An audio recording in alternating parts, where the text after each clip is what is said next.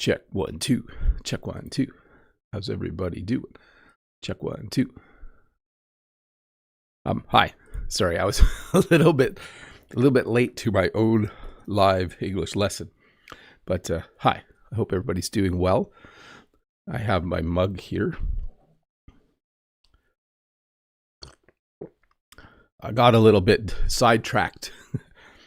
I knew I needed to start at 8:30, but I was just doing a few things before leaving for work. But I'm here now. I think I've done everything. I hit record. I hit start. I had a sip of water. You guys are here. I'm here. I think we're ready. We're ready to get this thing going. Yeah, we are. Well, hello and welcome to this English lesson about science. Now, I do have to say, I am not a scientist. I am not an expert in the world of science, but I do know a thing or two about science.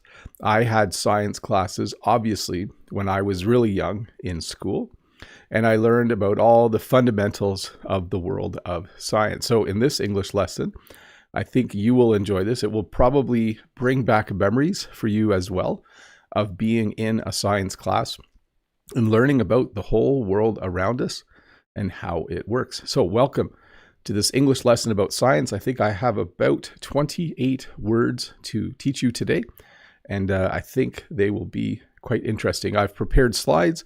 Every slide has a picture, the word, and then it has a definition. So I will show each slide, read the word, read the definition, and then talk about it for a bit. So once again, welcome to this English lesson about science. Well, hey, good morning, everybody. I hope you're in a good mood. Mode says, this is a good guess, Mode. Let me guess, Bob had to sub a science class last week, and that's where the idea came from. Not quite, but I was in a science classroom recently. I wasn't subbing, I wasn't covering for another teacher, but I looked around and I saw all of the beakers and flasks and test tubes and microscopes, and I thought, I don't think I've done a lesson on science yet. So you're very close, and I'm sure at some point this year I will have to sub a science class. By the way, when a teacher subs a class, it means they teach the class because the regular teacher is sick or the regular teacher isn't able to make it into school or to work that day. So very, very close. Good guess, though. As many of you know, all of my lesson ideas come from real life. I love going out in the world, and then something will occur to me, and then I will think about whether I can do a lesson on that. So, good morning to Aerosmith, Ageta, Younguns, Vitor, Unsol, Unabi, Mode Ags, Torahiki, Burgit, Freddie Wolf, Ishmael. You guys are making it easy for me this morning. They're almost all in order. Ileana, let me scroll back. Amir, scrolling back. I think Key Park is here as well. Sai Sandy is here. Very cool to see all of you. I love seeing, Wanda Prado is here as well. Ralph is here. Very cool to see all of the familiar names. And Mr. Fischeri, Hafiez is here as well. Hello, Fabian.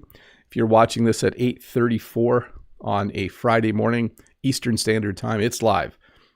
You can ask questions by using the link that's in the description below or pinned in the chat. And I will stop rambling and get the lesson started in just a moment. But it is good to see Michael and Dat Nung. And did I say hi to Unsel already? Hi, Unsel. It's good to see all of you guys. Let's get this started. Let me do one more audio check just to make sure things are. Morning, Etienne and Remix 5 and Younguns. Yep, no problem saying hi. I love saying hi to people in the morning. Let's get started. Should I have a sip of water first? Let's do that. I have my Bob the Canadian mug because the men's hockey team is playing later this morning. We're actually watching it at school. Like the whole school is going to watch it. So that'll be fun. We also watched the women's game yesterday. We were a little disappointed, but also happy that they got silver. An experiment. A test that is done to learn something new or see what happens. So the basis of the scientific world is to try things, to try and learn things. I'm sure many years ago, someone decided to rub two pieces of wood together for a long period of time. That was their experiment. And then a fire started. It's not that instant, but something like that. So they decided to do an experiment. They decided to do a test to learn something new or to see what happens. So if you know anyone who works in the world of science, they are often doing experiments. They are testing things and doing things to see what will happen so that they can learn something. And then we have a verb as well, to experiment, to try something new, to see what happens or to learn. So again, you might be wondering, what's going on here? Why do you have two slides? Well, this is the verb. I can experiment. I can decide to experiment with wood by pushing hard and rubbing one piece of wood on another because I want to see if something new will happen. So I'm using the verb to experiment. I have decided to experiment and do that. Or you could say I decided to do an experiment, which is the noun version. So just two different ways of talking about how to try something new, to see what happens, and to hopefully learn something. Hypothesis. So let me say that again. Hypothesis. An idea or guess that can be tested in an experiment. So let me use the example of starting fire again. I might be sitting there in my cave thinking, I wonder what would happen if I rubbed two pieces of wood together, because I know already if I do it, they get warm. But what if I kept doing it? I think if I kept doing it, something else would happen. Maybe I've seen fire when lightning hits a tree.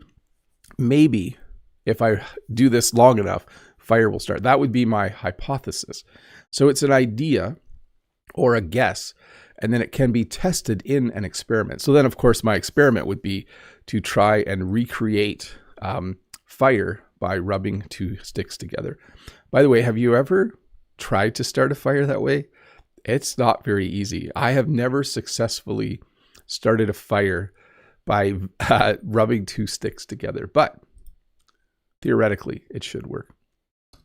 Conclusion, what you learn from an experiment. If I did that long enough and a fire started, I could then tell all of my other cavemen friends, hey, if you rub two sticks together long enough, you will have fire. So I would do a little presentation on the cave wall. I probably wouldn't look as spiffy as this guy. And I would say, ugh and og, look, if you rub two sticks together. Oh, I shouldn't use bad English. Let's pretend the cavemen speak perfect English. Ugh and og, if you rub two sticks together long enough, you will start fire, as you can see from my chart on the cave wall. That is my conclusion. That is what I was able to learn from the experiment. Lab, a room where people do science work and experiments. So a lab is a unique kind of workplace. It is the place where someone who is a scientist will work. He or she will most likely, if they are working in a medical field, they will have test tubes and they will have a computer and they will have all kinds of equipment that they can use to do their experiments or to do their procedures. So when you walk into a hospital, there's an emergency room and there's doctors' offices and there's rooms for patients, but somewhere in the hospital, there might also be a lab where they test blood to see what's in the blood, to see if you're healthy. So a lab, a room where people do science work and experiments. And then, of course, if you want to be safe in the lab, you need to wear a lab coat, a special coat worn in the lab to protect clothes and skin. It's often a white coat and it's quite long, like it goes down not to your knees, but probably halfway to your knees. And it usually has long sleeves because the reason you wear it is to protect your clothing, your normal clothes, but also to protect your skin. You want to make sure that whatever you're doing with your experiment doesn't splash on you or spill on you. And if it does, you want it to get on your lab coat, not onto your skin or onto your clothing. So a lab coat, a special coat worn in the lab to protect clothes and skin. Our science teachers wear lab coats when they teach science classes at school. Safety goggles, another important thing to wear. Special glasses worn to protect the eyes. So the difference between glasses and goggles is really the size. So safety glasses would look a lot like reading glasses, or the glasses that you wear because you need help with your vision. But goggles usually cover the area around the face as well. So you can have ski goggles, and you can have goggles that you wear when you play a sport, but these are safety goggles, special glasses worn to protect the eyes. And I do want to mention something. This is actually an AI image, and I'm a little bit astounded at how good AI images are getting. It's a little bit scary, actually, because usually I don't use AI images because I like real photographs, but this was the only one that I could find that highlighted the goggles, and I was kind of surprised it was made by AI. But anyways, back to the lesson. Safety goggles, special glasses worn to protect the eyes. Scientist, a person who studies science and does experiments. So a scientist is usually someone who's trying to learn new things, but a scientist might also be someone who does things that are routine. Here's a good example. A scientist might test blood samples to see if someone is healthy, but a scientist might also look at developing a new drug to heal a disease. So a scientist, a person who studies science and does experiments. This is the person who works in the field. You can see he even has, looks like he has latex gloves on as well to protect his hands. He has, I think I would call those safety glasses, not goggles, and he's wearing a lab coat. So once again, scientist, a man or woman who studies science and does experiments, of course, to learn new things. A science teacher, a person who teaches students about science. Now, here's what I will tell you about science teachers. There are not enough of them in Ontario, Canada. If you are a science teacher and you want to move to Canada, I guarantee you, if your English is stellar, if your English is amazing, and if you are certified, you will probably find a job as a science teacher. Because science teachers, they know enough to teach science, but they also know enough to work for a company.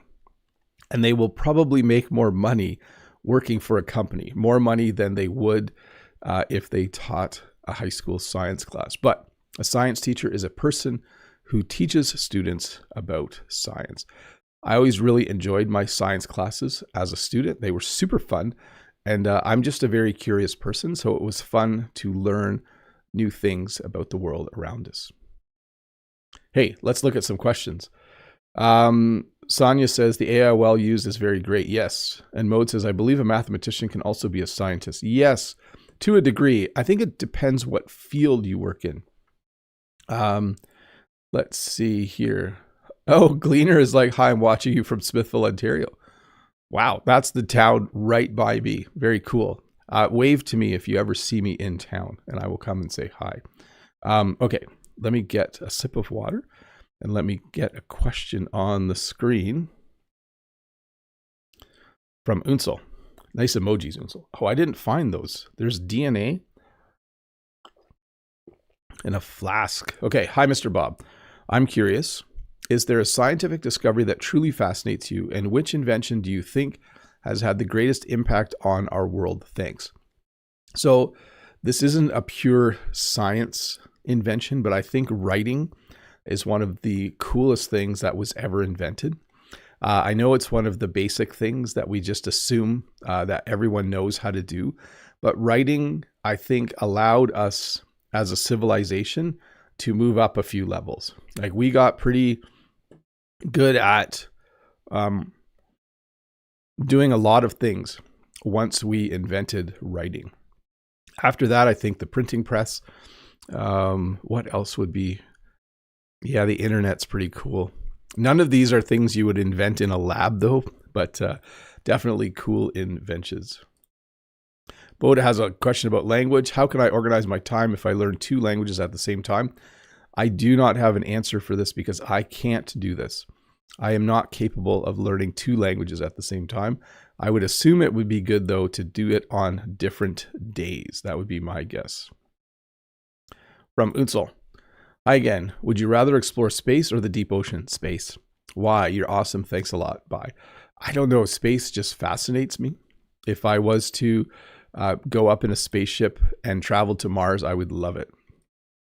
From Herbert, how can I tell the difference between can and can't when native speakers talk very fast? Often when I say I can do something or I say I can't do something, there's usually a bit of a head move, but you also need to look at the context of the conversation. From Judith, hi Bob.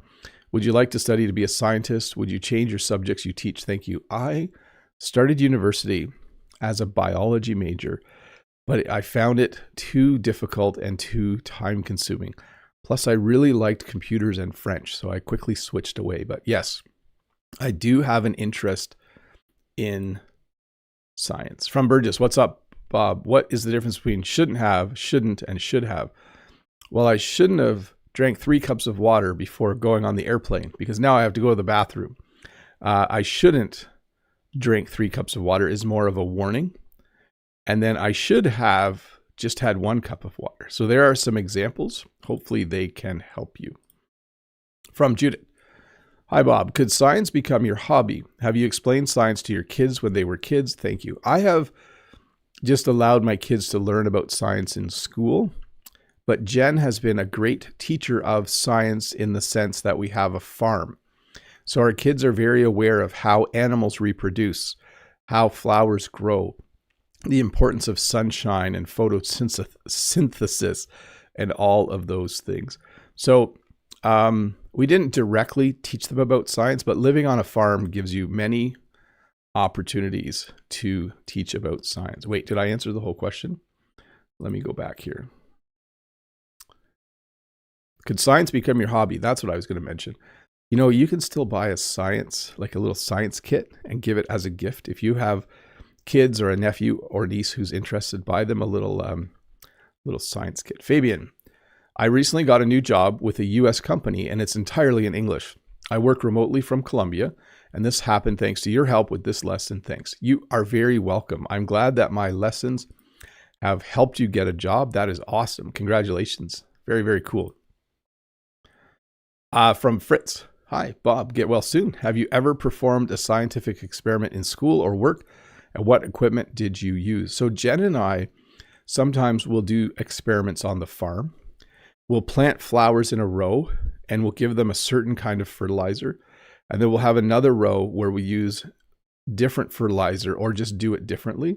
Or maybe they are treated with a certain biological product to help them grow. So we do experiments all the time. Sometimes at market, we set the price of a certain bouquet high to see if anyone will buy it. That's also another kind of experiment. Let's see here. Oh, I should have mentioned this. Yes, Michaela. Lab is short for laboratory. So you might hear someone say laboratory or laboratory. I generally say laboratory. They're going to mix some chemicals in the laboratory. But yes, the short form is lab. Let me just check here. Pronunciation of laboratory. I just want to see the British versus. So American, laboratory, British, laboratory. Did I say laboratory? So maybe there's another Bob the Canadian pronunciation, but I say in North America, in Canada, I say laboratory. From Scott, do you watch American news? I watch all kinds of news, but recently I have not been watching a lot of news except for Olympic news. That is my most enjoyable news to watch. From Judith. Hi, Bob. As particles can release from using a gun, forensic evidence, an airbag can do the same in case of crashing. Are the particles similar? Thank you. Well, both are because of an explosion, right? Like the airbag comes out because there's force created by an explosion. I'm not sure exactly what chemicals are used in each. I do want to say Happy New Year to everyone who celebrates New Year as of yesterday, or Tuesday, I think was the first. Yes, Happy New Year. Thanks, Mode, for reminding me of that. Let's see here. From Unabi, and then we should get back to the lesson at some point. Hello, Mr. Bob. Just one curious fact. Most of the scientific terms have either Greek or Latin origins. Actually, even the word term itself is from the Latin language. Yeah, I think historically they might have been the first scientists who wrote stuff down. And so that might be where that might be the root of science. You would have to do a little bit of research to see, but certainly those civilizations did experiments and came to some conclusions about how things work. Henry from Taiwan. Hi, Teacher Bob. How would you learn farming skills or agricultural science when you work on the farm? Attending farmers training classes? Thanks a lot. Yes, we didn't go to one this winter, but last winter, Jen and I went to a conference, and at the conference, they had experts teach us new things. People who were scientists, people who were in ag science, that's short for agricultural science, who had done experiments, and then they taught us what they learned. They had an actual whiteboard and did a PowerPoint. Okay, let's get back to the lesson. Here we go. Biology, the study of living things like plants, animals, and people. I should have put a comment there after plants. The study of living things like plants, animals, and people. So biology is one field of science. There are many fields, but the simplest three, the ones that we teach at our schools, are biology, chemistry, and physics. Biology, if you take a biology class, it is the study of living things, plants, animals, people, anything that lives and breathes and grows on the earth, you will study in a biology class. You will learn about cells. You will learn about how things grow. You will learn about photosynthesis. Try to say that again. You will learn about the Krebs cycle and how we produce energy. Biology is a very cool class to take, and it's one of the three, what I would consider the basic fields of science. Chemistry is the study of substances and how they interact and or change. And I'm not sure if you've seen and/or in a sentence before. This is how we talk about when something might be included or might be separate. So it could be that the things interact and change, or they interact or change. Maybe they don't interact, but they still change. That would be odd. But anyways, chemistry, the study of substances and how they interact and or change. This is the classical image that people think of when they think of a scientist. They usually think of someone who is doing chemistry. They are mixing chemicals together, and there are chemical reactions, and they're trying to create something new, like the glue that goes on a Post-it note that was discovered. Physics, the study of energy, motion, and how things work. So physics to me was very fascinating. As a student, I really enjoyed biology. Chemistry, not so much. But physics I found very, very interesting. The study of, if a ball is moving in space, it will just keep moving. But if a ball is moving on Earth, there's friction and air resistance that will eventually slow the ball down. So physics is the study of how the world works mechanically at a visual level, but also at a level that we would say is subatomic, like where you can't see it.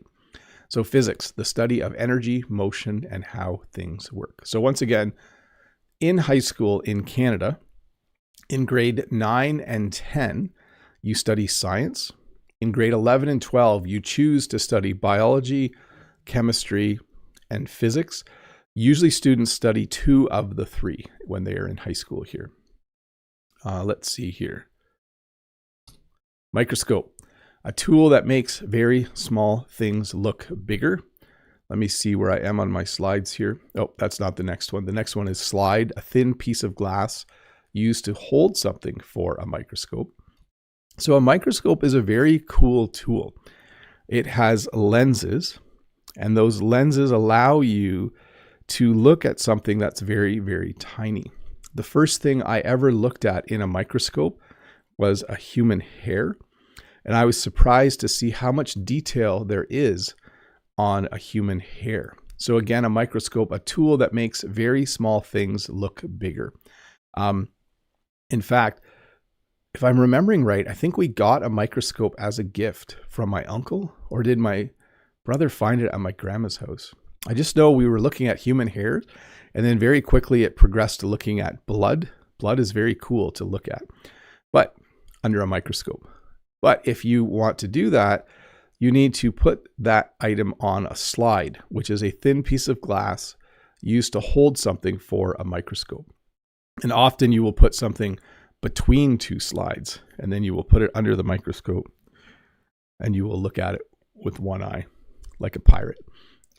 Sorry, that didn't have anything to do with the lesson, but it still made me giggle.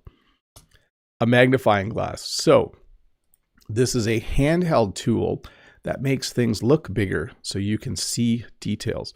Now, as a kid, you are more likely to first use a magnifying glass. When you're really little and you're at school, you might in grade 3 or 4, or in the 4th or 5th grade, use a magnifying glass. You might go outside and look at plants. You might go outside and look at ants or little insects on the ground, because it's a very simple handheld tool that you can use to make things a little bit bigger. It's not as powerful as a microscope, but it is very portable, and you can use it outside or wherever you are. You can carry it around. It's handheld. So magnifying glass, a handheld tool that makes things look bigger so you can see details. Here's what happens though when you give a group of children magnifying glasses. Very quickly, some of the students will try to start fire, which is a lot easier with a magnifying glass than it is with two sticks. If you hold a magnifying glass, like if the sun was coming down here and I hold a magnifying glass, I can focus the sunlight into a small spot, and that spot will very quickly, if it's on something like a piece of wood, start to smoke, and you will very soon have fire. Yep, definitely much easier than rubbing two sticks together. A test tube, a small glass tube used to hold and mix liquids. So you are probably familiar with these because if you ever have your blood taken so that they can test it, they usually take the blood and it goes into a little test tube. We also might call it a vial. When a test tube is really, really small, we might just call it a vial. But that's where your blood will go, and then they will take it and test it. When I was in school, we would put things in a test tube, and then sometimes we would heat it up to see if heat made something happen to it. So test tube, a small glass tube used to hold and mix liquids. A beaker, a glass container used to hold and mix liquids. A flask, a glass container with a narrow top used in experiments. So these are just specific names for the kinds of things you will use when doing an experiment. So again, a test tube is long and narrow. A beaker looks more like a cup. Like if this mug was made of glass, it would look a lot like a beaker. And it's a glass container used to hold and mix liquids. By the way, if you've ever watched The Muppets, there is a scientist on The Muppets called Dr. Benson Honeydew, I think. And his assistant is called Beaker, which is kind of a joke because this is a beaker and then his lab assistant is called Beaker as well. And then a flask, a glass container with a narrow top used in experiments. Now, what's unique about a flask is you can put a cork in the top. They also have corks that allow you to put a pipe through the cork. I'm not, again, a scientist, but that is my understanding of a flask, why a flask is different than a beaker. So you might say petri dish, you might say petri dish. I say petri dish. It's a small round dish made of glass, sometimes plastic, used to grow and study tiny living things like bacteria. My guess is back when we were in the pandemic, if you got a swab taken, they would probably put that in a petri dish to see if you had COVID.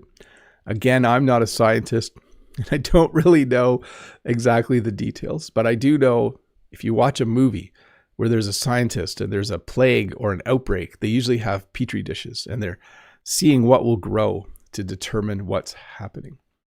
A Bunsen burner, a tool that makes a flame to heat things in the lab. This is another thing that I'm surprised that we have in schools.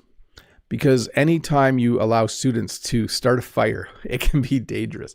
But we still use Bunsen burners at our school. So you can use a Bunsen burner underneath a flask or a beaker to heat something up. You can hold a test tube in the flame to heat up the contents of the test tube. And I was going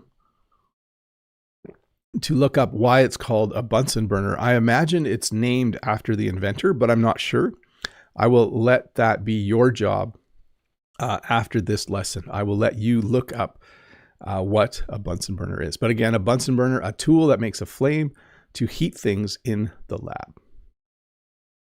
Hey, we're going to do members only chat for a bit. Let me get that turned on. And don't leave if you are not a member. We will return to the lesson in about 8 or 9 minutes.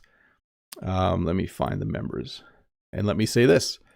Thank you to all of you who are members. You guys are awesome. I have nothing but respect for people who help and support the channel. It allows me to produce the content that I produce. And when I looked at the last 9 years, I was actually kind of shocked at how many, I'm not trying to brag here. I was literally shocked at how many videos I've made. It's a little bit crazy. Someone should have told me to stop years ago, but I really like doing it. So you help me be able to create time in my life through your membership funds to be able to do this and to do this well. So thank you very much for being members. You are all very, very awesome. I am going to gift a membership to someone. Let me do that for a minute. I clicked the wrong button. What button? I want this button. That's the button I want. Why does it not pop up? Let me see here. I don't think that button's there today. Why is that button not there today? Let me just double check. I think I'm just on the wrong screen. Ah, there it is. Why don't we do 5 memberships today? Sure, let's do 5. It's Happy New Year, 5 memberships. Let me do that. I'm not sure in the chat whether you're seeing this now and you're just hearing me say it later, but I have just gifted 5 memberships to people. So Reggie, Dirk, Dark, Freaking, I don't want to say that one, and Hanfan. If you go to the posts tab on this YouTube channel, you will see all the members only content for the next month. So enjoy. Let me get a question up here and then I'll jump to members. Let me do that. Robert Bailey, how's it going, Bob? What do you think about studying English through news and weather reports? I think it's excellent because you can get different sources. So you can read the news and then you can watch the news or listen to the news. You can also, what's unique is you can read the news in your own language and then you know the story and then you can read it in English or listen to it in English. It's just very, very helpful. So I strongly encourage people to do that regularly. Okay, let me back up here. Members only from Mode. Please make sure you use the link to ask your question and try to keep it on topic. Thanks, Mode, for reminding. Mikhailo, yep, but also in modern generation science will go with image of AI and nanotechnology, in my opinion. Yeah, I don't know what the future holds. Sounds like you might be smarter than me. Whatever comes along, I decide whether I like it or not. Sonia, Bob, do you know how a microwave functions? I don't exactly, except that when you put something in that's cold, eventually it comes out hot. I think it has to do with the microwave excites the molecules and makes them move around. And I think that is how it works. Ralph, Bunsen burner sounds so wrong to my ears. Mr. Bunsen was a German and his name was pronounced Bunsen. Ah, I see. So it's probably a Bunsen burner, but we call it a Bunsen burner because the name, like it looks like B-U-N, bun. Mr. Fischeri, it says that Bob has 1,500 videos with 113 million views since 2017. Wow. Yeah. So you could either look at that like, wow, that's cool. Or wow, Bob spends way too much time making English lessons. But like I said, I enjoy it. John Wedge. Hello, Bob. No questions today. As always, just listening and having fun. I'm using my phone today. It's a little different from the computer and hard to have a good chat today. Yes, I would say this. My kids are very adept at using their phones for everything. I still gravitate towards the computer if I have a choice. A computer is just a lot faster for me if I need to type something or do something. Let's see. Should I go to this?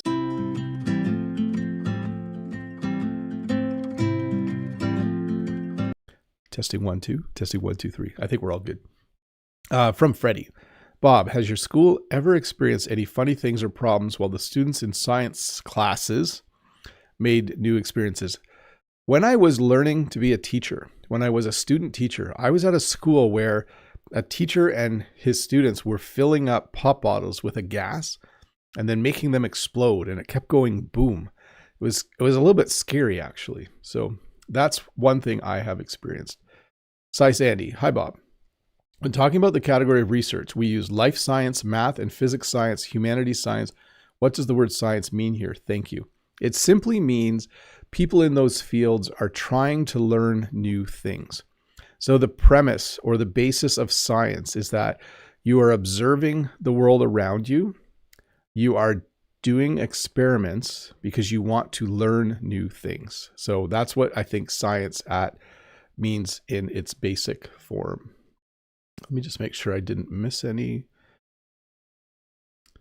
Yes, Pedro, imagine the amount of hours, days dedicated to recording and editing videos. Yes, I do not want to imagine that.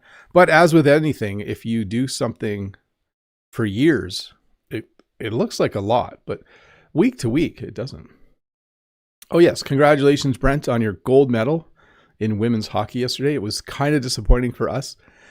It was really disappointing for us. And then Brent says, will the USA face Canada in the men's gold medal game? So today at 10 o'clock or 10:30 at our school, the entire school is watching the hockey game. We'll see who wins.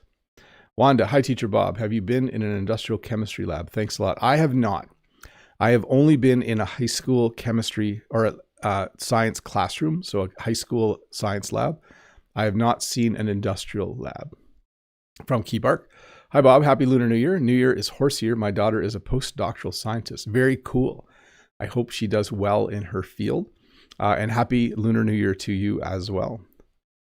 Let's see. Sonia's talking to Brent Keypark. She works in a biochemical lab of Medical School of Yale. Oh, that's impressive. She studies in the field of a kind of RNA that I have no idea. Oh, yeah, I wouldn't either. Ribonucleic acid. So very cool. Hafiez, Mr. Fischeri, just finished the book Project Hail Mary. That's a good book. Lots of science in there. I hear the audiobook is also amazing just for Rocky. I might reread via audiobook or hear rather just before the movie's release. I am very much looking forward to that movie. I very much enjoyed the book. Ismail, Bob, have you ever visited the Ontario Science Centre when it was open? How about your kids? Yes. Years ago, I was there as a student, and I also was there once as an adult. And then from Mr. Fisher again, plural for hypothesis is hypotheses. I wonder how to pronounce that. I'm pretty sure it's hypotheses. That might be one where you want to check though. So a lot of people saying hello. Let me get another question on the screen here. From Mikhailo. Hello teacher, when you were a kid, little fix, what kind of science was your favorite one? I think biology, physics as well though. Have a wonderful weekend. I like the natural world.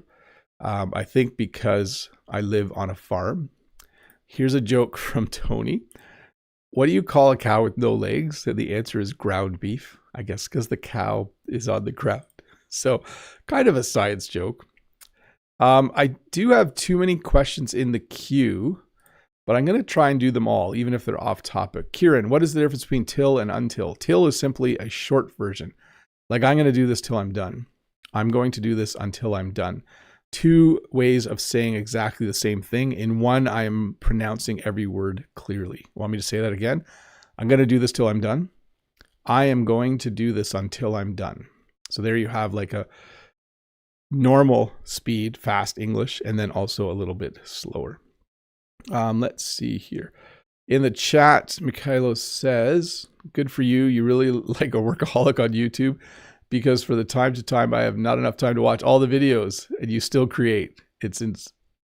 I am inspired, I think you're saying. Inspired or you're in despair? One of the two. Yes, I realize that. Sometimes I put out more content than people are able to watch, but I'm just going to keep doing it. Okay. What do I got here? I have 16 questions remaining. I'm going to do a couple more members only if they pop up, and then we'll do the rest of the lesson, and then I'll do the rest of the questions.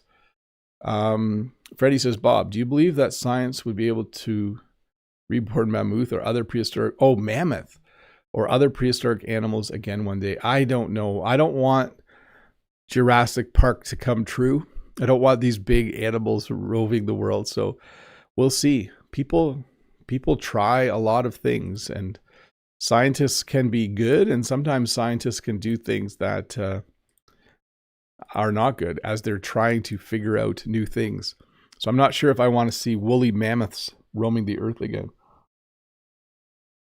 Okay, thank you, members, once again for being members. You're awesome. If you're interested in being a member, there's a join button. You get a lesson, a written lesson on Mondays. You get an extra video on Wednesdays. Name in green during live streams. You get to participate in members only chat, and you get to just enjoy life. I don't know why. There's no guarantee that being a member will make you enjoy life, but my members seem to be pretty happy. Let me get the lesson going again. An eyedropper. Now, this isn't totally something that is used just for science. You can have one of these at home as well. An eyedropper is a small tool used to move drops of liquid. So if you squeeze the top and put it in liquid and then release, it will suck the liquid up into the little bottom glass piece. And then when you squeeze it again, the liquid will come out. You might use an eyedropper to put drops in your eye. Maybe you have a special medicine for your eyes and you use an eyedropper to put that in your eyes, or you might use it to put drops in your ear. But if you are working in a lab, you probably have ones that have measurements on them like this. Thermometer, a tool used to measure temperature. Now, my memory in the science lab is that the thermometers are really, really long, and you can actually clamp them and put them into something. Like if you have a beaker, you can put a thermometer in the beaker and it will sit there and it will measure the temperature of whatever you are doing. A scale, a tool used to measure weight. So this we would call a digital scale. You could probably set it to grams or ounces or pounds or kilograms or whatever you want, and it will tell you whatever you put on it weighs. So a scale, a tool used to measure weight. A balance, a tool used to compare or measure weight. So with a balance, you could put a mug on one side and you could put a cup on the other side, and if it goes like this, then they are the same weight. They weigh the same. But you can also put a cup on one side, and then you could put little weights in the other side until it balances, and then you know how much the cup weighs. So a balance, a tool used to compare or measure weight. That's why we have the or there. The scientific method, a step-by-step way to do experiments and to learn by success and failure. So here is one version of the scientific method. You observe and question something. So you might think to yourself, why, when lightning hits a tree, does it start on fire? And then you research the topic. So you go and find trees that have been hit by lightning, and you notice they're charred, and you notice that they smell like they were on fire. Then you come up with a hypothesis, which is, the research part would be you just saw a tree get hit and you know it's warm. And then you're like, if I rub wood together, it gets warm. I will test this with an experiment. So you do a bunch of experiments, you analyze the data, and you report your conclusions. There are many versions of this. Some have different titles, but the basis is the same. You do something, you experiment, you look at your conclusions, you observe the results, you come up with a new hypothesis, you try something again, and eventually you discover fire. That's what happens. Liquid, solid, gas. These are the three states of matter. So a liquid is, of course, a substance that flows like water. And a solid is a substance that keeps its shape like a rock or ice. And then a gas is a substance that spreads out and fills space like air. Often gas is invisible, which can make it dangerous. But when you look at the world, you will most likely see one of these three types of things. You will probably see liquid, like water or tea or soda, which really are just different forms of water, if you didn't know. You might see something that is solid, like a rock, or metal, or ice, a substance that keeps its shape, like a rock, or gas. You may or may not see a gas. When water is in its gas form, it is steam or vapor, and it's a substance that spreads out and fills space like air. Hey, that's the end of the formal part of the lesson. Let me have a sip of water, and then I will answer all the questions till the end, until the end. Freddie says, wow, a scale. I hate this item because it will never lie to me about my weight. No, you will never do that. Mr. Fisheri says, you cannot see gas, but you can pass gas. Yes, that is true. You'll have to look that one up. Let's see. Okay, let me get a question on the screen. 18 to go. And I might do them. I'll try to go slow. I have time. Julia, hi, Bob. I want to learn what things people will learn in science class, middle, high school, like covering core disciplines like biology, chemistry, physics. Thank you. So basically in our school system, it's just called science until grade 11. So you simply, like, let's say you take a 9th grade science class, or what I would call a grade 9 science class. You will learn a little bit about biology, a little bit about chemistry, and a little bit about physics. But once you get past grade 10, you will choose to focus on one of those three. And often students will take all of them. Like if they are planning to be a doctor, they will probably take biology, chemistry, and physics. Certainly they'll take biology and chemistry. Let's see here. Michaela, is balance might be a synonym to the word scale? Not quite, because a scale measures weight. A balance can be used to measure weight, but also just to compare. Let's see. Next questions. Let me see. I'm going to skip the next one because I don't understand it. I'm going to skip the next one as well because it's a little too personal. From Arthur. Everything good, Bob? Did your children study English at home and at school? So when you are a native English speaker and when you are going to school in a country like Canada, when you study English, you are actually more studying grammar and learning how to write. So my kids learn to speak English in the home because we are English speakers, but they learned about the English language at school. They learned about subjects and nouns and verbs and prepositions and all of that stuff. Omar, hi Bob, can you tell us a space fact that blew your mind? Yeah, the fact that it's pretty much endless, that blows my mind. Like if you got on a spaceship and you flew at the speed of light, you wouldn't be able to see the whole universe. Like it's just too big. Another joke from Motaz from Libya. Hi, Mr. Bob. What is the best tips you would give me so I could improve my writing skills? Doing what you just did right now, but trying to expand that. So leaving comments on YouTube videos, finding someone who you can email back and forth in English is very, very helpful. Simply copying out something that you're reading it's helpful. It's not as good as thinking of your own things to write, but all of those things would be helpful.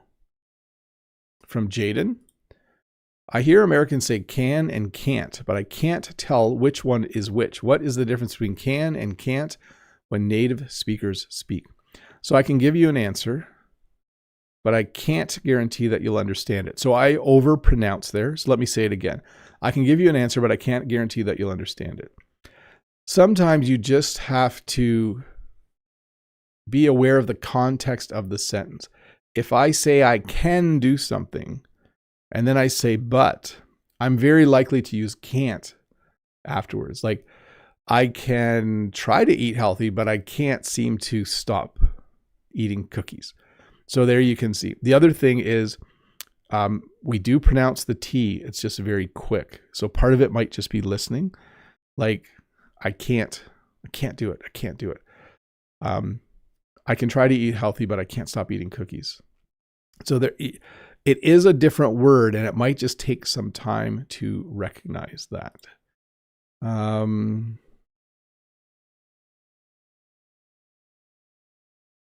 Let's skip the next. No, that's a good one. So Naif says, Ramadan has begun in the Islamic world. Why don't you make a video about it? Mostly because I don't know enough about it to make a video about it. I would need to make a collaboration video with someone who understands Ramadan in order to do a good job. That would be very, very important because I like to get things right. From Judith, hi Bob, how often do you use your microscope? How big is it? Thank you. So as a kid, we had a little one. I actually think it was my brother's. So I don't have a microscope in the house right now, but I wish I did because sometimes we would like to look at plant tissue to see if it is healthy. From Desmond, everything's okay, Bob? Yes. Is psychology a subject at your school? No. Do you teach high school or middle school? Thanks a ton. I teach high school, and psychology is not a topic normally taught in high school in Ontario, Canada. I think if you were in a really large high school, you might be able to take it. But typically, this is a course you will take in your first year of college or university. And I teach high school. That's where I teach. Unsol, we know Mrs. Jen does some pretty scientific things on the farm. Besides her, is there anyone else in your family connected to science or academic work? Thanks. So on my mom's side of the family, I have cousins who are scientists, science teachers and actual scientists. So it's just a good phrase for you to learn. On my dad's side of the family, there are no scientists. So my uncles and aunts and cousins on my dad's side, there are no scientists. But on my mom's side, my uncles and aunts and cousins on that side, I do have an uncle who is he was a science professor. I have a cousin who is a professor, a science professor, and I have other cousins who work in that field, work in labs and stuff like that. So yes, I myself, no. Related to some, yes. Unabi, Mr. Bob, have you subscribed on any scientific channels here on YouTube? If so, could you reveal some of them, not for promotional? So I watched Dami Lee quite a bit. Let me just find. It's more architectural related. So sort of, but it's kind of like a scientific breakdown. So let me just find her channel. Some of you are probably familiar with her. I like it because she sometimes looks at the architecture of buildings from science fiction shows. So I find those particularly interesting.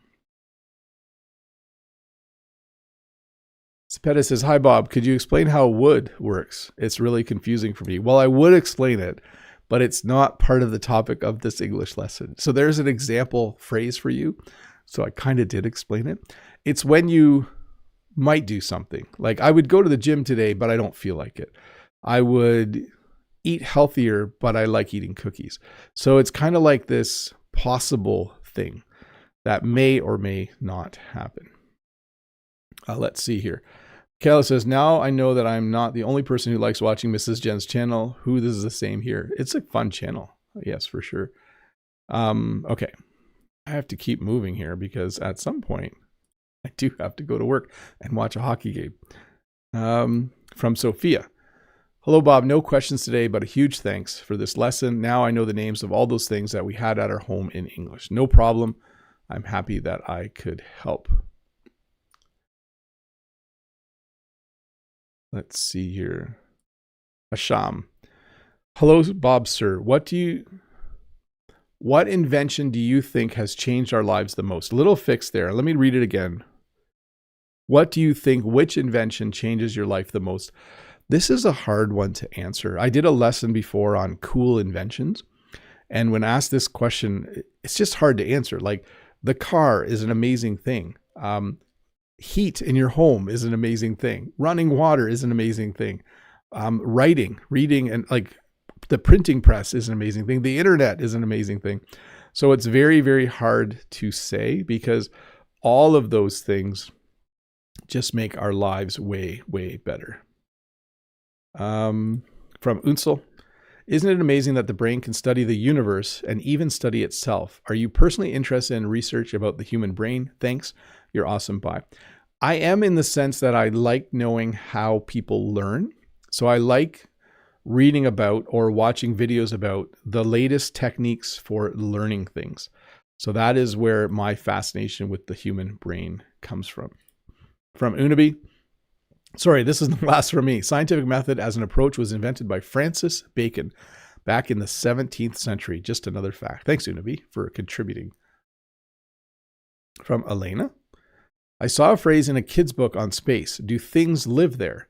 But we don't use the word thing for animals or humans on Earth. Could you please explain it? I think it's probably because, like, if I was talking about the planet Mars, I might say, does anything live there? Do things live there? Because we don't know.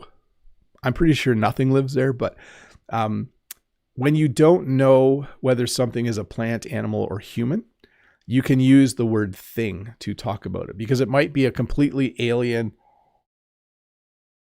type of organism. So we usually use the word life, though. Is there life on Mars? Is there life on the moon? That's probably more common. Give me a break. Do you know about the Lent season? Can you make a video about it? I do tend to shy away from specific videos in areas where I don't have a lot of knowledge.